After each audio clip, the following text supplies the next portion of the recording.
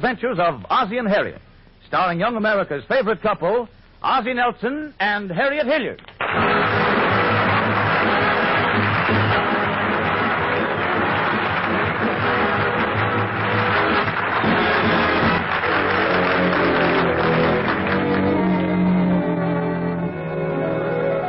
It's only 9 a.m. Mr. Nelson, sometimes known as Ozzie, got up bright and early this morning.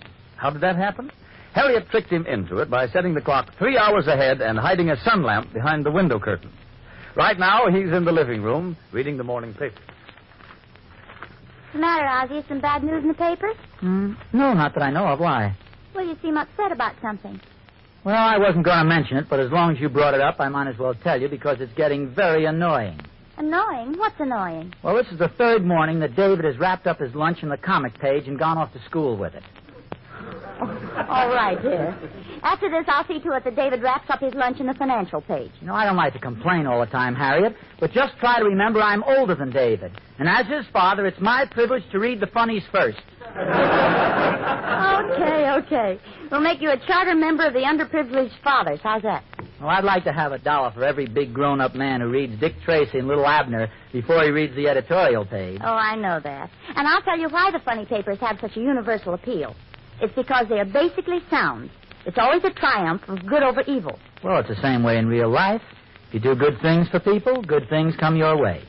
Of course, I'll admit that every once in a while you do a good deed expressly for somebody, and the return comes by slow freight.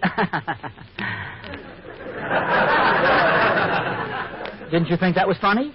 I gave it 2 small chuckles. I thought that was all it was worth, frankly. No, I know it sounds like corny philosophy, but I really think it works out that way. If you do the right thing, it'll come back to you every time. I think everyone has had experiences along that line. I'll never forget the time I had a birthday party when I was 10 years old. I gave my little dog a piece of my birthday cake. And the very next day, I got lost coming home from school. And it got darker and darker. Yes, go on. Oh, boy, I was really lost. Well, what about the little dog and the birthday cake? Oh, he didn't like it. He spit it out. Did Gloria bring in the mail yet? I don't know. She's out in the kitchen. I'll call her. Gloria! Gloria! Did you call me, Mrs. Nelson? Yes. Did the mailman come yet? Yes, the mailman's been here, Mrs. Nelson, but it's pretty uninteresting stuff. A lot of bills again, I suppose. Oh, good morning, Mr. Nelson. I didn't see you there in that sports suit. You look very serious this morning. Well, we were just discussing the theory that if you do nice things for people, nice things will come your way. Do you subscribe to that philosophy? No, I just subscribe to the Ladies' Home Journal. No, Gloria. Mr. Nelson means that if you spread kindness and good deeds, it gives you a wonderful feeling of well-being. You get a nice warm glow all over. Don't you get a terrible hangover the next morning? Well, the kind of a glow I mean is the pleasure you get from doing little things for people. Oh, yeah. Now, for instance, every morning when I go to work, I pick up a couple of servicemen. I tried that once, but it's impossible without a car. Gloria, you don't seem to quite get the point of Mr. Nelson's theory. He means if you do nice things for others, nice things come your way. Oh, yes. Like what happened to my poor nephew. The boy I was telling you about, Mrs. Nelson, the one who was framed. Framed? Yes. How was he to know he was driving that stolen car over the state line? Oh, my goodness, when was that? The night he held up the gas station. Well, how does that fit in with doing a good deed? Well, they sent him up to Alcatraz and put him on bread and water. So he did something nice for the warden, and the warden did something nice for him. He did? Yes, he put him on raisin bread and water. Oh, fine. No, Gloria, the kind of good deed I had in mind is just a little different. Now, I'll give you an example. For the past 3 weeks, I've been going all over town, up one street and down another, tracing down every lead and rumor in order to find an apartment for friends of ours who are coming out here from the east. Yes, and personally, I think that was carrying the good deed program a little too far. You just can't get apartments nowadays. It's really terrible. Do you know my cousin and her family are paying $60 a month for 2 rooms with an adjoining? An adjoining what? I don't know. They haven't been able to get the door open yet.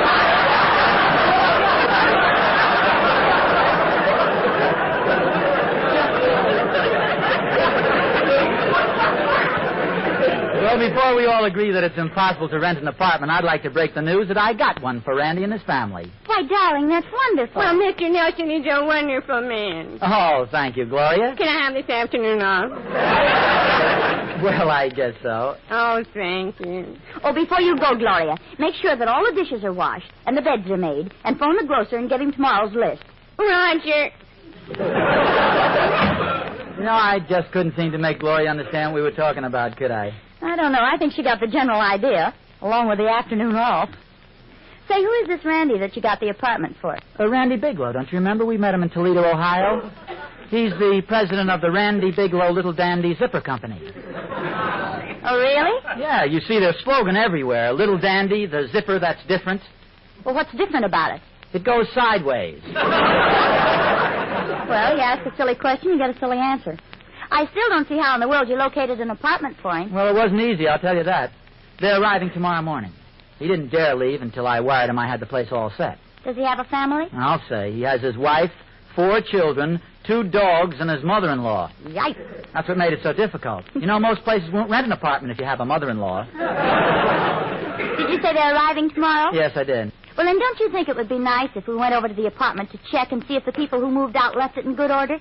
Say, maybe you're right. And I'd like to take along a little something for the living room table. Oh, that's very thoughtful. I want the place to look bright and cheery. I'll go get my hat. Yes, and bring a vase to put it in.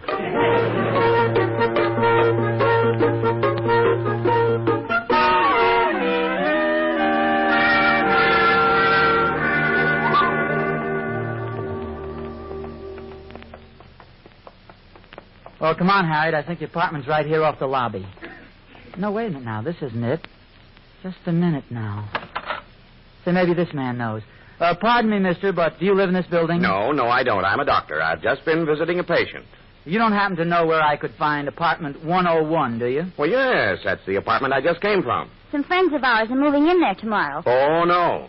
Nobody's going to move in or out of there for at least 2 weeks. Well, what do you mean? I mean that the little boy in there has measles, and I've just quarantined the place.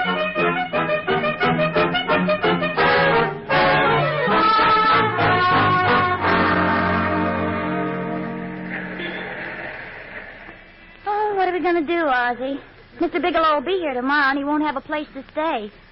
I suppose all the hotels are crowded. Crowded? They're jammed. Would you believe it if I told you that last week somebody squeezed the lobby of the Plaza Hotel and people came out of the top like toothpaste? No, I wouldn't. Neither would I. Well, you can joke all you want to. But I certainly dread meeting that train in the morning. Yeah, I almost wish I had the measles. If I could only think... Say, do you see what I see? Where? Right there on the sidewalk. Cigarette butt? No. No, it's a wallet. Well, watch out for the string. Remember how we used to play tricks like that when we were kids? No, this is no trick. Gosh, look here. Somebody's lost a big fat wallet. Any identification card? Let me see. Yeah? Henry Williams, 2397 Mountain View Drive. Well, you can mail it to him. Boy, this guy's really got a few bucks here. 5, 10, 20, 40, $76. My goodness. Gosh, all I can say is this makes me look pretty cheap. What do you mean cheap? Well, me with never over $2 in my pocket, and this Henry Williams, whoever it is, has $76. Now, you know just as well as I do, Ozzie, that you're very careless with money. Oh, this guy's careful, huh? Well, at least you'll never lose $76. Well, if I did lose it, I'd have to lose it at $2 a week. Come on, it's almost 4 o'clock. You can write him a note when you get home and then mail it to him after dinner. Hey, look at this. His ration books are in it, too. All right, so you can mail them to him with a wallet. Well, don't you think it'd be much better if we took the books directly to the ration board? Ozzie, you mean walk all the way down there? Well, we've been talking about doing good deeds. Here's our chance. But, Ozzie, it's 23 blocks. Darling, walking 23 blocks with you by my side would be a pleasure. Because you're wonderful. You're beautiful. You're lovely. And I love you. No, Ozzie.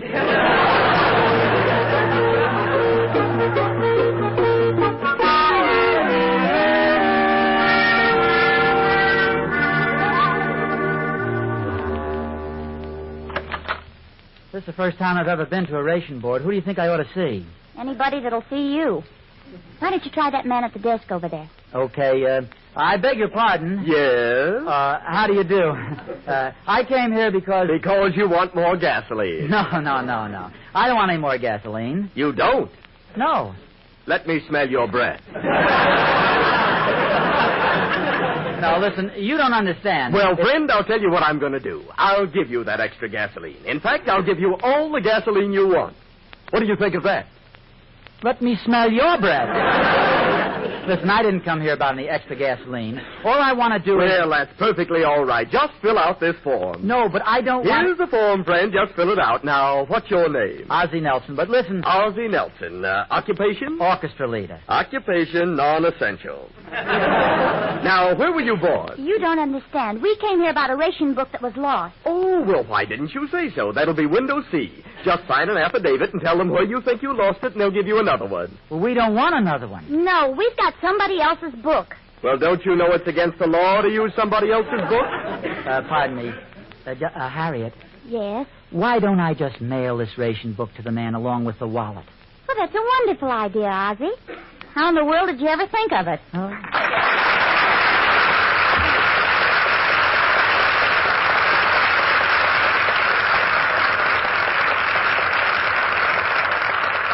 Ozzie and Harriet return in just a few moments, and in the meantime, here's a bit of Jerome Kern at its very best.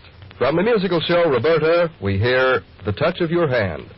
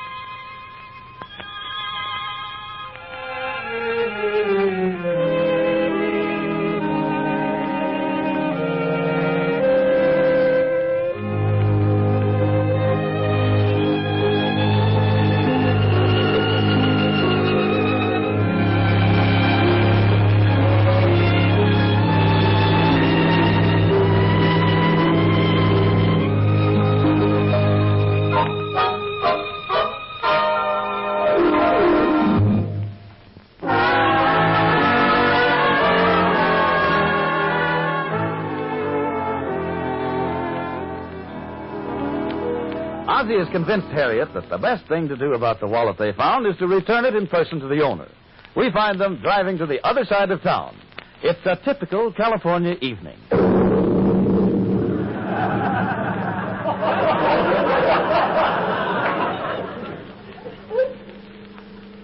Now, I'm glad we changed our minds about my mailing that wallet. This Mr. Williams might have worried all night about it. I suppose you're right.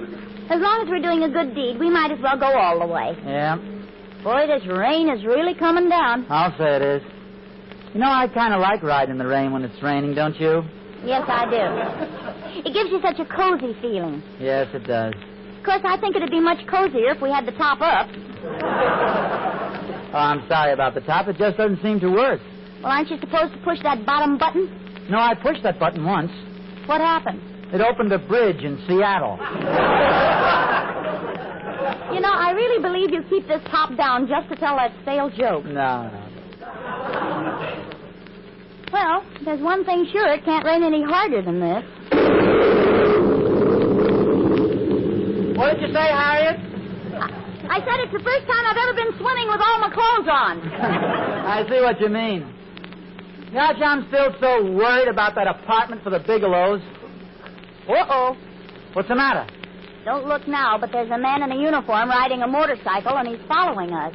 Forget about it. It's probably Nelson Eddy on his way over to visit Jeanette McDonald. Okay, buddy, pull over there.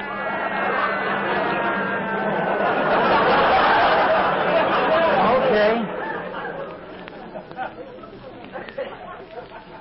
Well? Hello, officer. Where's the fire? Right down there. Hey, wait a minute. I'm supposed to say that. We weren't speeding, officer. I know you weren't. Well, then what'd you stop us for? Well, my friend, the next time you make a left turn, see that you put your hand out. But I did, honest. Feel my sleeve. It's still wet. Tell that to the judge tomorrow. It'll be dry by tomorrow. That's very funny. Let's have your license, please. All right, here it is. Say, this license here. Are you the Ozzie Nelson who's on the radio? Well, that's right. Well, gee, it's nice to meet you. And are you Harriet Hilliard? Yes. Oh, gee, I listen to you every week. Oh, well, thanks. You know, I've never heard you two sing my favorite song. What song is that? The trolley song. Would you do a special favor for me and sing it, huh? Here? Yeah, would you? For me, would you mind? Well, seems sort of silly, officer, but here goes. Harriet usually sings the first part of it. With my high starched collar and my high top shoes and my hair piled high upon my head, I went to lose a jolly hour on the trolley and lost my heart instead. With his light brown derby and his bright green tie, he was quite the handsomest of men. I started to yen, so I counted to 10. Then I counted to 10 again. Clang, clang, clang went the trolley. Ding, ding, ding went the bell. Zing, zing, zing went my heartstrings. For the moment I saw her, I fell. Chug, chug, chug went the motor. Bump, bump, bump went the brake. Thump, thump, thump went my heartstrings. When she smiled, I could feel the car shake. I tipped my hat, then I took a seat. She raised her eyes, and I was swept right off my feet. I said, oh, she said, you fool. She looked so luscious, I was starting in to drool. Buzz, buzz, buzz went the buzzer. Plop, plop, plop went the wheel. Stop, stop, stop went my heartstrings. As he started to leave, I took hold of his sleeve with my hand. And as if it were planned, me and it was grand just to stand with his hand holding mine to the end of the line.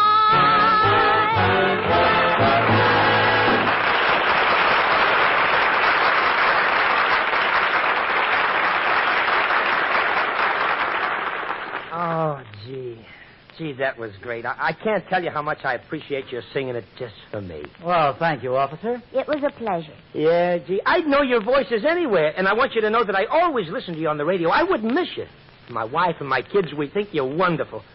Say, I wonder if you'd mind signing my book for me, huh? Oh, I'd be delighted to. There you are. Oh, thank you. Here's your copy. Be in court tomorrow at 9. Bye.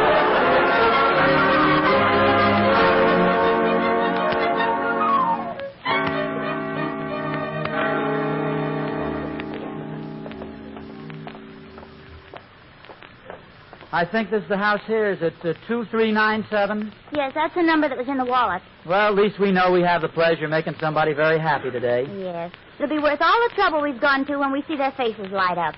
They're going to be so happy. Ring the bell, would you? Yes? Good evening, Mrs. Williams? Yes? We found a wallet that belongs to your husband. Yes, this wallet here. Let me see it. Yes, this is his wallet. It has $76 in it. Well, where's the other $4? Did you take your reward out in advance? Well, it only had $76 in it when we found it. Look, Mrs. Williams, my husband and I drove all the way over here to return this wallet. Yes, and we live way at the other end of town. Why didn't you leave the wallet where it was and let somebody find it who lives closer to us?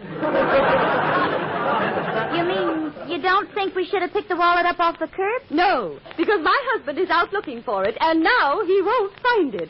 I must say you're not very appreciative. Oh?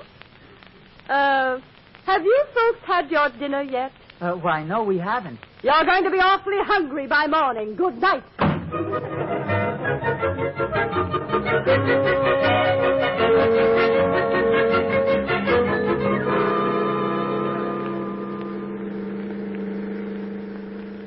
Gee whiz.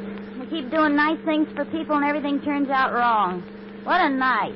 Let's not even mention the fact that Mr. Bigelow and family are arriving tomorrow with no place to live. Gosh, Harriet, I hate to say this, but I think we're lost. I can't see out. Where do you think we are? On the bottom of Lake Arrowhead.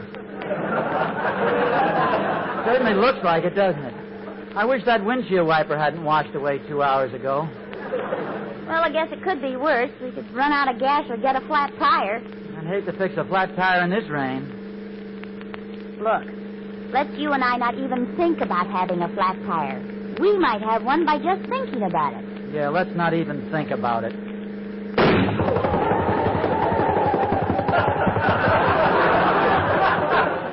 Me and my big fat thoughts. Something tells me we now have a tire that needs to be fixed.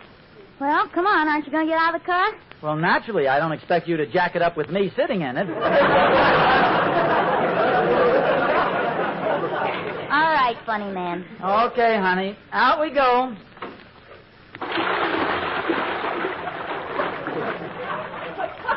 Where'd he go? Ozzie, are those bubbles you? Oh, stop yelling. I'm over here. Come on, I'll help you out of the car. I'm scared. Are you kidding? It's not even over your head. Come on, the last one in's a rotten egg. Here I come. Boy, it sure is lucky I have a sense of humor. Well, I haven't, and I'm the one who's sitting in the mud. Give me a hand, will you? Here we go. 1, 2, 3, eat.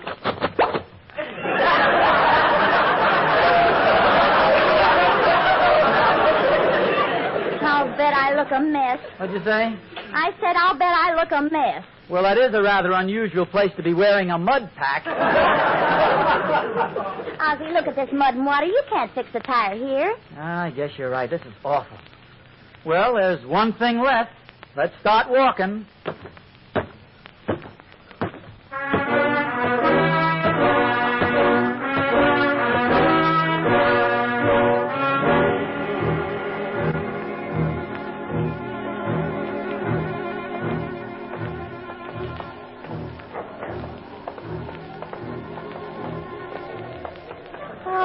It seems like we've been walking for hours.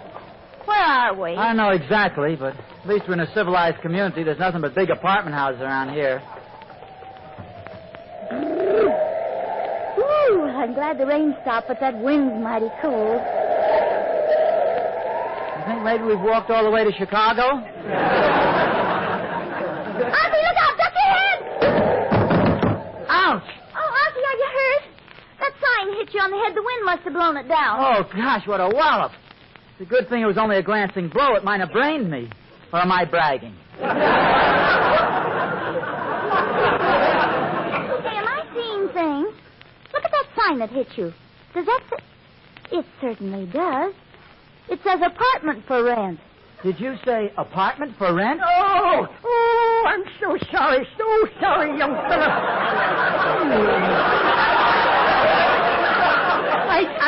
I do hope that you're not hurt bad.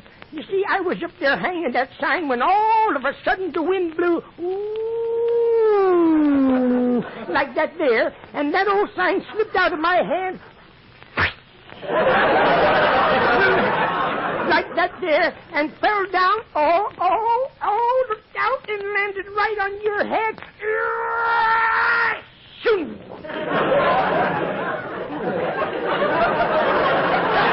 Like that. May I congratulate you, sir, on a remarkably graphic and dramatic description of the event? Including sound effects. Oh, 'twas nothing. Oh, now, just to get down to the point, you have an apartment for rent. I have a big lump on my head, a brother-in-law who is a lawyer, and some friends who need an apartment desperately. Say no more, folks. Say no more. The apartment's yours. Just follow me. Harriet, did I hear him right? Did he say the apartment is ours? That's what the man said. He said it.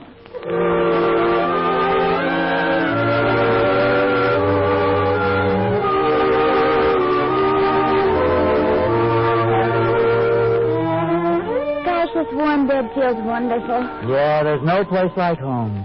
You see, Harriet, what I said was proved tonight. I did a good turn for somebody, and even if it wasn't appreciated, it came back to me. I returned that wallet, and through doing that, I found an apartment for my friend. I guess you're right, Ozzie. I'll bet it makes you feel good all over. Oh, yes, I feel great about it. Well, that's good, dear. But I was just thinking. What, dear? Isn't it too bad you had pneumonia?